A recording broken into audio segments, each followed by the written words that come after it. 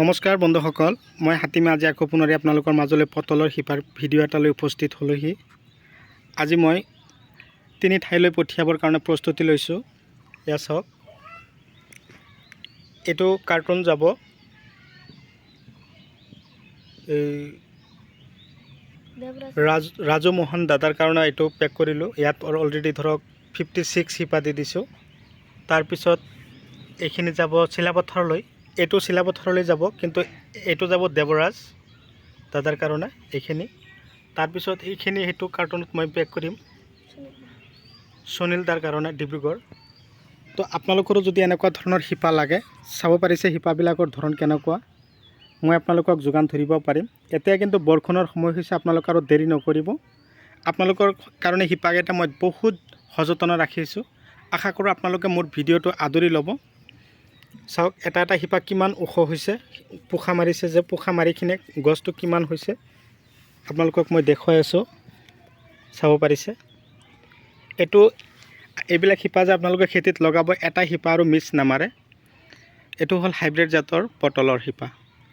ভিডিঅ'টো কোন ঠাইৰ পৰা চাইছে আপোনালোকক মই অশেষ ধন্যবাদ জ্ঞাপন কৰিছোঁ। আপোনালোকে মোক কমেণ্ট কৰি জনাব।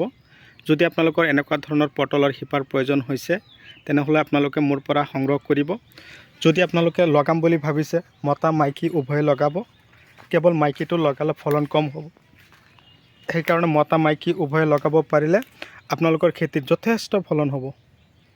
যদি আপোনালোকে এতিয়াও মোৰ চেনেলৰ নতুন ভিউৱাৰ্ছ হিচাপে আছে, তেনেহ'লে মোৰ চেনেলটো ছাবস্ক্ৰাইব কৰি দিব আৰু কাষত থকা বেল ঘণ্টিটো লাহেকৈ বজাই দিব, যাতে এনেকুৱা ধৰণৰ উন্নত জৈৱিক, ৰাসায়নিক আৰু বৈজ্ঞানিক পদ্ধতিমতে কৰা খেতিৰ ভিডিঅ' নটিফিকেশ্যন অলৰেডি আপোনালোকে পাই থাকে আৰু এনেকুৱা ধৰণৰ উন্নত খেতি কৰি আপোনালোকে আগুৱাই যাব পাৰে।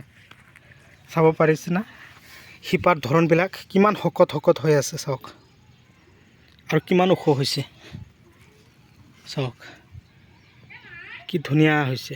মতা আৰু মাইকী যদি উভয়ে আপোনালোকে মিলাই কিনে লগাব পাৰে, মই মতা আৰু মাইকী উভয়ে মিলাই পঠিয়াই দিম। তো আপোনালোকে দেৰি নকৰিব। উজনি অসমৰ মাটিবিলাক কিন্তু পটল খেতিৰ কাৰণে বৰ উপযোগী। বিশেষকৈ যোৰহাট, ধেমাজি, শিৱসাগৰ, চৰাইদেউ, মৰাণ, মাজুলী, ডিব্ৰুগড়, মাজুলী, তিনিচুকীয়া, এইবিলাক ঠাইত পটলৰ খেতি কৰিলে যথেষ্ট পৰিমাণে ফলন আপোনালোকে পাব খেতিৰ পৰা।